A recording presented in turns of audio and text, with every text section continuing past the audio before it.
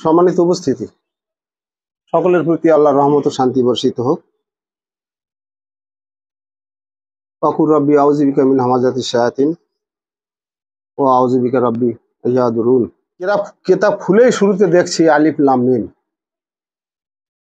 যালিকাল কিতাব লা রাইবা ফিহি হুদাল লিল মুত্তাকিন। এটা এমনই একটা গ্রন্থ, এমন একটা কিতাব যাহাতে কোনো সন্দেহ নাই, মিথ্যা নাই। হুদাল লিল মুত্তাকিন, মুত্তাকিদের জন্য পথ নির্দেশনা। ইয়া আইয়ুহান নাস কাদ জাআকুম বুরহানুম মির রাব্বিকুম ওয়া আনজালনা ইলাইকুম নূরাম মুবিন। এখানে আল্লাহ বলছেন, ওই আয়াতটা বলছেন যেটা এখনই আমি পাঠ করলাম, যে সকল মানব জাতির জন্য, ইয়া আইয়ুহান নাস, সকল মানব জাতির জন্য এই কিতাব।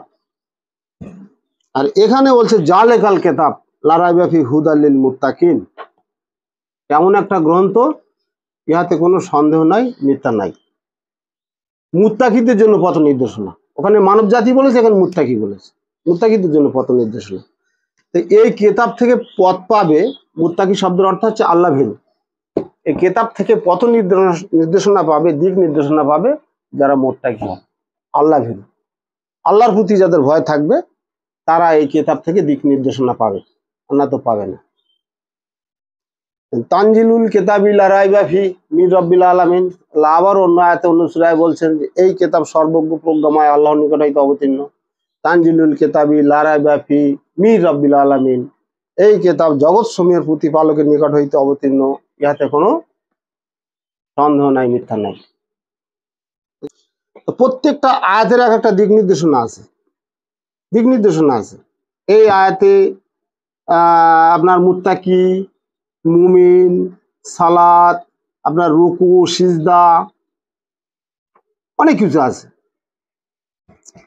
তো আমরা যখন এই কিতাব পাঠ করব, কিতাবের আয়াতগুলো পাঠ করব, কিতাবের আয়াতের নির্দেশনা মোতাবেক যদি আমরা না চলি, তাহলে আমরা কেউই মুত্তাকি না। এখন এই কিতাব পড়ে যেমন সওয়াব নাকি হাসিল করা যায়, আর এই কিতাব পড়ে গুনাহ হয়। তাহলে কি ব্যাপার, আশ্চর্য ব্যাপার না যে কোরআন পড়ে গুনাহ হয়। এখন আল্লাহ কিতাবে বলছে যে তোমরা পিতা মাতার খেদমত করো। পড়ছি তো আমি, আপনি পড়ছেন, আপনি পড়ছেন, আপনি পড়ছেন, সবাই পড়ছেন, তোমরা পিতা মাতার খেদমত করো। আমাদের তো পিতা মাতা আছে, পিতা মাতা আছে তো। এমনকি পিতা মাতার প্রতি উ শব্দটা ব্যবহার করো না। এই কথা, এই আলোচনাটা অনেকবার হয়ে গেছে। উ শব্দটা ব্যবহার করো না। এখন পিতা মাতা যদি অসুস্থ, বৃদ্ধ বয়সে অসুস্থ হয়ে যায়, ভুল বকে, কথা যদি নোংরা করে ফেলে, পায়খানা প্রস্রাব করে ফেলে, দুর্গন্ধ আসে বা চিল্লাবিল্লি করে, আমরা তো তার সন্তান, আমরা উ শব্দটা ব্যবহার করি, বিরক্তি সূচক। পিতা মাতার প্রতি কোনোভাবে বিরক্তি সূচক আমরা ব্যবহার করতে পারবো না। এটা তো আল্লাহর আয়াত, এই আয়াতটা তো আমি পড়ছি। আর পড়ার পরেও যদি পিতা মাতার প্রতি দুর্ব্যবহার করি, তাহলে আমি গুনাহগার হলাম না? আর এই আয়াতটা পড়ার পর যদি পিতা মাতার সঙ্গে আমি সদ্ব্যবহার করি, যে পিতা মাতা ছোটবেলায় বাল্যকালে যেমন আমাদের লালন পালন করেছে, আমাদের পায়খানা প্রস্রাব পরিষ্কার করেছে, আমাদের শীতকালে মা তার বুকের গরম দিয়ে আমাদেরকে ঘুম পাড়িয়েছে, লালন পালন করেছে, আল্লাহ এই আয়াতের দ্বারা সেইটা বোঝাতে চাইছে যে তোমরা সেটা প্রত্যাবর্তন করো, ফিরিয়ে দাও। পিতা মাতা যখন বৃদ্ধ হয়ে যাবে, বুড়ো হয়ে যাবে, কষ্ট থাকবে, সেই কষ্টটা পেতে দিও না, এবং তাদের সঙ্গে বিরক্তি সূচক ব্যবহারটুকু করো না। এটা তো কোরআন আয়াত। তাহলে আমরা যদি কোরআন মোতাবেক, সেই আইন হুকুম মোতাবেক যদি আমরা পিতা মাতার খেদমত করি, তাহলে আমরা এই আয়াতের যে সওয়াব, যেটা আল্লাহ ঘোষণা দিয়েছে, সেটা আমরা করি। সওয়াব মানে একটা পুরস্কার, পুরস্কার আল্লাহর কাছে আমরা পুরস্কৃত হব। ঠিক আছে? এখন কিতাবের আয়াত পড়ে আমরা তার যদি উল্টো কর্ম করি, বিধিবিধান অমান্য করি, তাহলে কি হলো? আমরা মুমিন না মুত্তাকি? তাহলে আমরা মুমিন না মুত্তাকি না? তাহলে ওখানে কাফের, সত্য অস্বীকারী। ওখানে বলছি হ্যাঁ নাস, তোমাদের জন্য বুরহান পাঠিয়েছি, সত্য সুস্পষ্ট আলো পাঠিয়েছি, মুবিন, নূরা মুবিন, মানে সুস্পষ্ট জ্যোতি বা সুস্পষ্ট আলো মানব জাতির জন্য দিয়েছি। এখানে বলছে মুত্তাকি, মুত্তাকিদের জন্য পথ নির্দেশনা। তাহলে এই মুত্তাকি কোরআনের এই কিতাবের যত আয়াত, যত আইন, যত বিধিবিধান আছে, তার যদি আমরা নিজের জীবনে বাস্তবায়ন করি, প্রতিষ্ঠা করি, তাহলে আমরা মুত্তাকি। আর হেদায়েতের রাস্তা আমরা কিতাব থেকে পাবো। আর আল্লাহ বলছে আমার কিতাবের সংস্পর্শে যারা আসবে, হেদায়েত দেওয়ার মালিক আমি। এই নূর মানে আলো, এই আলো জ্যোতি দেওয়ার মালিক আমি, আর না তোমরা ছিটকে পড়ে যাও। 84 নম্বর আয়াত থেকে যাই। এই হুদ, সূরা হুদ হচ্ছে 11 নম্বর সূরা, 84 নম্বর আয়াতে আমরা যাচ্ছি। এখানে লেখা আছে যে মাদিয়ানবাসীদের নিকট তাহাদের ভ্রাতা শুয়াবকে আমি পাঠিয়েছিলাম। এই মাদিয়ানবাসীর একটা ছেলে, একটা যুবক, তার নাম হচ্ছে শুয়াব, তিনি নবী, আল্লাহ নবুয়ত দান করেছেন। তো শুয়াবকে আমি পাঠিয়েছিলাম, সে বলিয়াছিল তার সম্প্রদায়ের কাছে, তার কওমের কাছে, তার ভাষায় বলেছিল যে হে আমার সম্প্রদায়, তোমরা আল্লাহর ইবাদত করো। সবাই একটু গুরুত্ব সহকারে শুনবেন। তোমরা আল্লাহর ইবাদত করো, অর্থাৎ আল্লাহর আইন হুকুম বিধি বিধানের মধ্যে সমর্পিত থাকো। এখানে ইবাদত শব্দের অর্থ দাসত্ব করা, গোলামি করা, নানান রকম ভাবে আমরা শুনে এসেছি, কিন্তু ইবাদতের মূল অর্থ হচ্ছে আল্লাহর আইন হুকুম বিধি বিধানের সঙ্গে সমর্পিত, জড়িয়ে থাকা, মেনে চলা। তাহলে সেই মাদিয়ানবাসীর কাছে গিয়ে শুয়াইব, তাদের গোত্রের একটা সন্তান, তাকে আল্লাহ নবুয়ত দান করেছেন এবং সে নবী, স্বয়ং নবী, তিনি তার কওমকে বলছে যে হে আমার সম্প্রদায়, তোমরা আল্লাহর ইবাদত করো, তিনি ব্যতীত তোমাদের অন্য কোনো ইলা নাই। এই স্যার যেটা বলছেন ইলা নাই, তিনি ব্যতীত অন্য কোনো মান্যকারী নাই, আল্লাহ ছাড়া আর কাউকে মান্যকারী হিসেবে গ্রহণ করা যাবে না। তা আমরা আল্লাহ ছাড়া তো অনেক ইলা জোগাড় করে বসে রয়েছি, জোগাড় করে বসেনি, যে যাকে মানে সে তার ইলা। কেউ যাচ্ছে পূব দিকে, কেউ যাচ্ছে পশ্চিম দিকে, কেউ যাচ্ছে উত্তর দিকে, কেউ যাচ্ছে দক্ষিণ দিকে, যাদের যার মাবুদ যেখানে সব তৈরি করে রেখেছে মানুষ, প্রত্যেকে সব দলমতের সংগঠনের নেতা তৈরি করে রেখেছে, নেতাগুলি তাদের মাবুদ। কি সেখানে বলছে যে তোমাদের জন্য ওই অন্য কোনো ইলা নাই, অন্য কোনো মান্যকারী নাই আল্লাহ ছাড়া। আর এই বিধানটাও তো আল্লাহ, এই পৃথিবী সৃষ্টি করেছে আল্লাহ, আমাকে আপনাকে বাঁচিয়ে রেখেছে আল্লাহ, মৌত দেবেন সেই আল্লাহ। তাহলে আল্লাহ ছাড়া কোনো মান্যকারী আছে? আর আল্লাহ ছাড়া মান্যকারী, আল্লাহকে মানে বাদ দিয়ে যদি আমরা অন্য কোনো অভিভাবক ধরি, তাহলে আমরা মুমিনও না, মোত্তাকিও না, সব দিক থেকে আমরা বাতিল। মাপে ও ওজনে কম করিও না, বিধান দিচ্ছেন আল্লাহ কাদের? মুমিনদের। তোমরা মাপে এবং ওজনে কম দিও না। ওজন আর মাপ কি? ওজন হচ্ছে যেটা মিজান, আমরা পাল্লায় ওজন করি, আর মাপ মানে এই টেবিলের মাপ, জমির মাপ, ইঞ্চি ফিতে দিয়ে যেসব মাপ করি, বালির মাপ, পাথরের মাপ।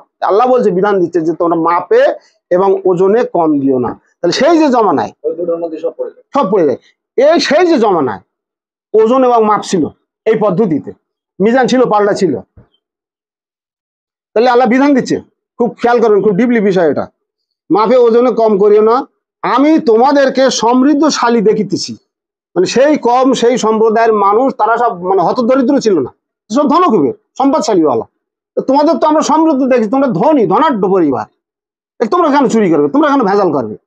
এই বিধানটা নবী শুআয়ব আলাইহিস সালাম সেখানে গিয়ে সেই সম্প্রদায়ের মানুষকে জানাচ্ছে যে তোমাদেরকে সমৃদ্ধশালী দেখিতেছি, কিন্তু আমি তোমাদের জন্য আশঙ্কা করতেছি এক সর্বগ্রাসী দিবসের শাস্তি।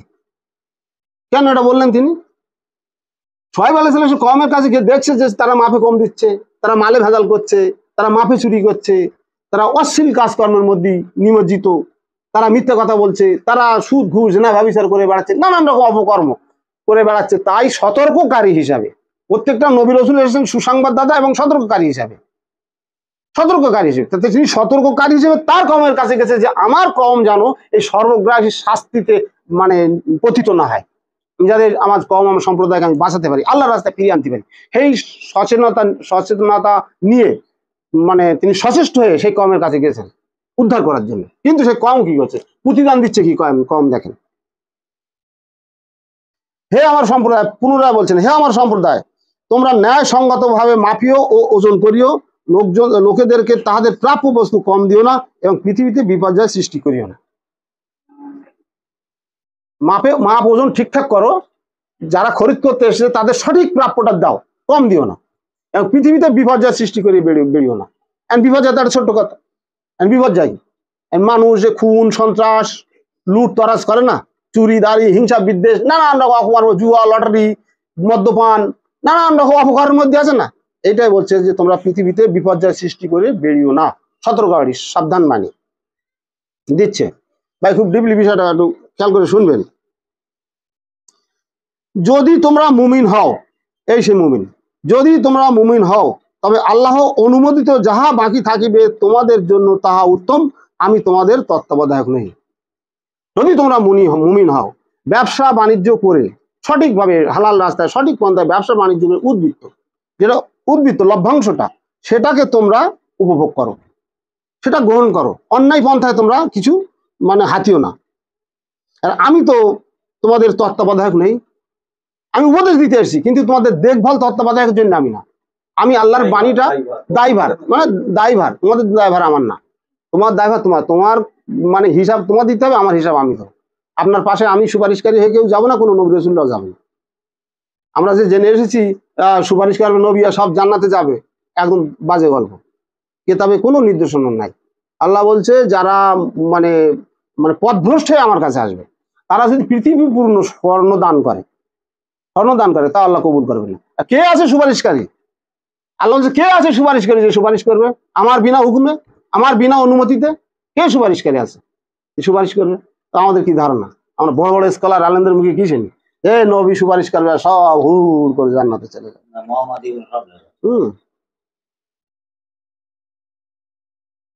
তারপরে 87 নম্বর আয়াতে দেখেন, এর উহারা জবাব দিচ্ছে, উহারা বলছে এই মাদিয়ানবাসী যে সম্প্রদায়, শুআয়ব আলাইহিস সালামের যে সম্প্রদায়, তারা প্রতিদান দিচ্ছে কিভাবে দেখুন।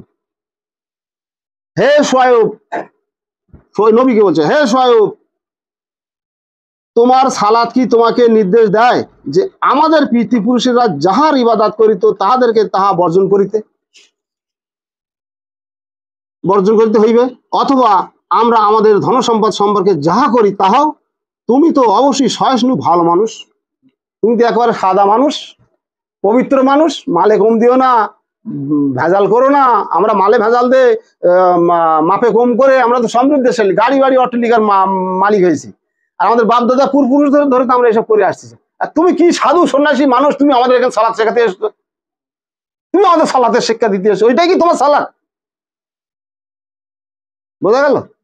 আমরা তো সালাত নামাজ, কিন্তু এখানে কি বলছে?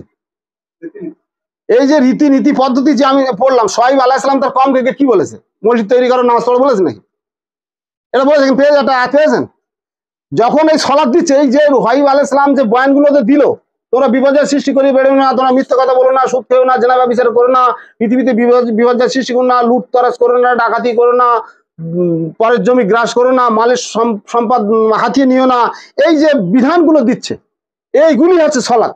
আর তার কওমরা বলছে যে তুমি কি আমাদেরকে সালাতের শিক্ষা দিতে এসছো? এই যেগুলো বলছে শুআয়ব আলাইহিস সালাম, এইগুলি হচ্ছে সালাত। তুমি কি আমাদের সালাত শিক্ষা দিতে এসছো? আর আমরা সালাতকে কোথায় নিয়ে গেছি?